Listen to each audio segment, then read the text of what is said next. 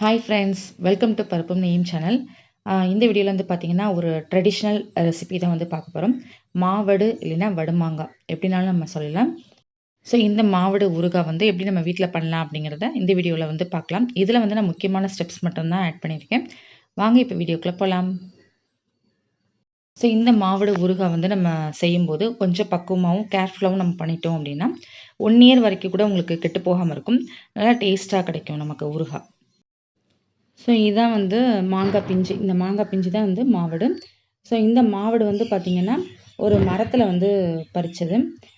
Suppose நீங்கள் வந்து கடையில் வாங்குறதா இருந்தால் கூட இந்த மாதிரி காம்போடு வாங்கணும்.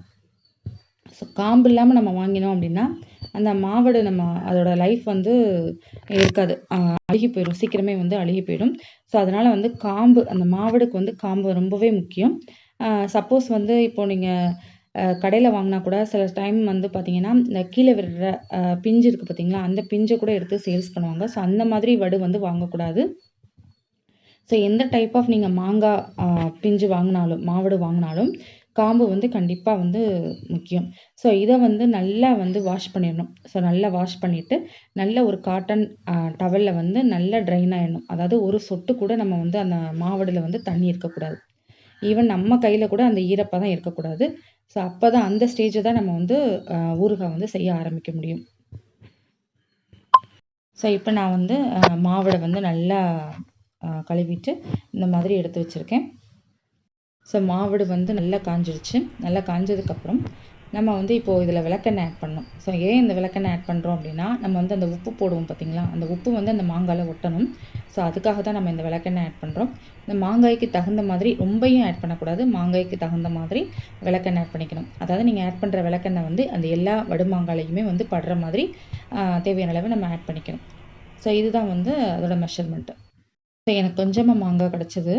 ஸோ அதனால் நான் வந்து கொஞ்சமாக இந்த மாதிரி அதுக்கு எல்லா மாங்காயிலையும் தேவையான அளவு ஸ்ப்ரெட் ஆகிற மாதிரியான அளவு நான் வந்து விளக்கெண்ணெய் எடுத்திருக்கேன்.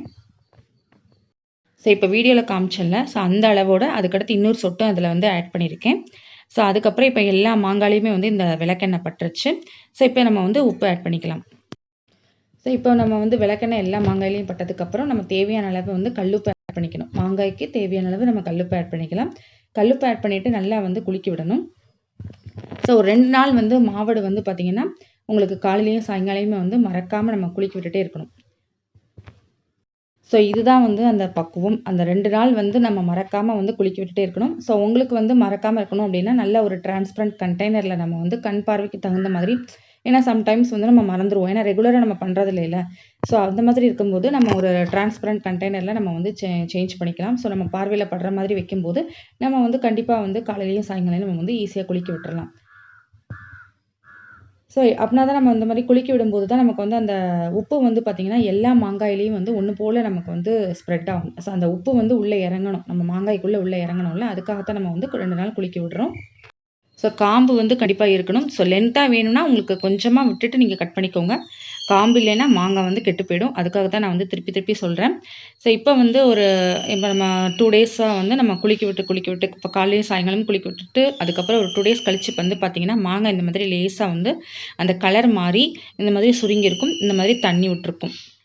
ஸோ இந்த தண்ணி விட்டதுக்கப்புறம் இந்த ஸ்டேஜில் நம்ம ஒரு 2 டேஸ் கழித்து இந்த ஸ்டேஜில் வந்து நம்ம வந்து காரம் ஆட் பண்ணிக்கலாம். ஸோ காரம் வந்து பார்த்திங்கன்னா இப்போ நான் குழந்தைங்க சாப்பிடுவாங்க, கண்டிப்பாக வந்து மாவடு குழந்தைங்க சாப்பிடுவாங்க. ஸோ அதனால் நான் வந்துட்டு உரைப்பு வந்து கம்மியாக ஆட் பண்ணியிருக்கேன். ஸோ இந்த மாங்காய்க்கு வந்து பார்த்திங்கன்னா ஒரு 4 மிளகாய் வத்தல், அப்புறம் ஒரு 1/2 டேபிள் ஸ்பூன் கடுகு, ஒரு 1/2 டேபிள் ஸ்பூன் வந்து வெந்தயம். இதை நம்ம வந்து வெயிலில் காய வச்சு எடுத்துக்கலாம். அப்படி இல்லைன்னா வெறும் நம்ம கடாயில் வந்து வறுத்து எடுத்துக்கலாம். ஸோ இதில் வந்து கை வந்து நம்ம யூஸ் பண்ணி நம்ம எந்த ஒர்க்குமே இப்போ நம்ம பண்ணக்கூடாது. ஸ்பூன் வச்சு நம்ம பண்ணிக்கலாம். ஸோ இப்போ உங்களுக்கு உப்பு அளவு இப்போ உரைப்பு அளவு தெரியல அப்படின்னா உப்பை வந்து அந்த உப்பு தண்ணி இருக்குது பார்த்தீங்களா, அதை வந்து ஒரு ஸ்பூனில் எடுத்து நீங்கள் டேஸ்ட் பண்ணிவிட்டு தேவையான அளவு காரம் ஆட் பண்ணிக்கலாம். நான் இதை வந்து வெயிலில் வைக்கல, வெறும் கடாயில் வந்து இந்த மாதிரி வறுத்து எடுத்திருக்கேன். இதை நம்ம மிக்சியில் பொடிச்சிக்கலாம். ஸோ மிளகாய் வத்தலோட காம்பை கிள்ளிட்டு இப்போ கடுகு, வெந்தயத்தையும், மிளகாய் வத்தல் எல்லாத்தையும் சேர்த்து இந்த மாதிரி மிக்சியில் வந்து கோர்ஸாக வந்து திரிச்சிக்கலாம்.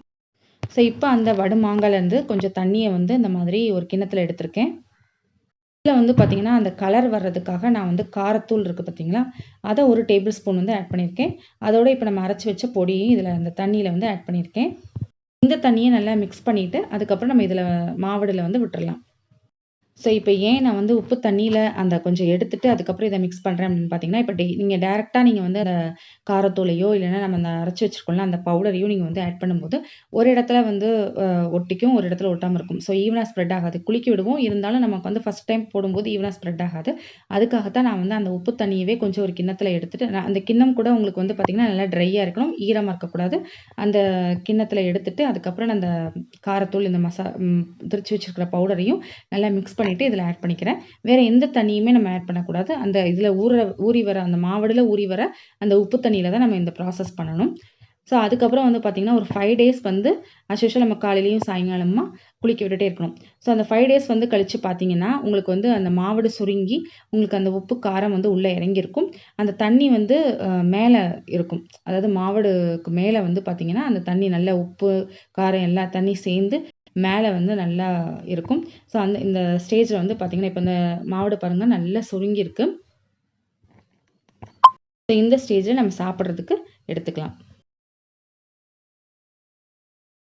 ஒரு 7 டேஸ் நம்ம வெயிட் பண்ணா சூப்பரான டேஸ்டியான மாவடு வந்து இப்ப சாப்பாட்டுக்கு ரெடி ஆயிடுச்சு. ஸோ இதுக்கு வந்து தயிர் சாதத்துக்கு வந்து பார்த்தீங்கன்னா, மாவடு, தயிர் சாதம் அருமையான காம்பினேஷன். ஸோ இப்ப நெறைய குவான்டிட்டி நீங்க செய்யும்போது தேவையான அளவு மாவடு, ஊறுகாய் வழியில எடுத்து வச்சுட்டு, மீதிய வந்து நீங்க ஒரு கண்டெய்னர்ல போட்டு நீங்க வந்து ஃப்ரிட்ஜுக்குள்ள வச்சிடலாம். ஸோ அப்படி இருக்கும்போது உங்களுக்கு ஃப்ரெஷ்ஷா இருக்கும். இல்லைன்னா நீங்க இந்த பரணின்னு சொல்லுவாங்க பார்த்தீங்களா? அதாவது பீங்கான் ஜாடி அதில கூட நம்ம போட்டு வச்சுக்கலாம். இந்த வீடியோ உங்களுக்கு இன்ட்ரெஸ்டிங்காவும் யூஸ்ஃபுல்லா இருந்திருக்கும்னு நினைக்கிறேன். மாவடு, ஊறுகாய் வந்து வீட்ல எப்படி பண்ணலாம் அப்படிங்கிறத இந்த வீடியோல பார்த்தோம். ஸோ இந்த வீடியோ பிடிச்சதுன்னா மறக்காம பருப்பும் நெய்யும் சேனலை ஷேர் பண்ணுங்க. சப்ஸ்கிரைப் பண்ணுங்க. கமெண்ட் பாக்ஸ்ல கமெண்ட் பண்ணுங்க. வீடியோ பிடிச்சிருந்தனா லைக் பண்ணுங்க. Bye friends.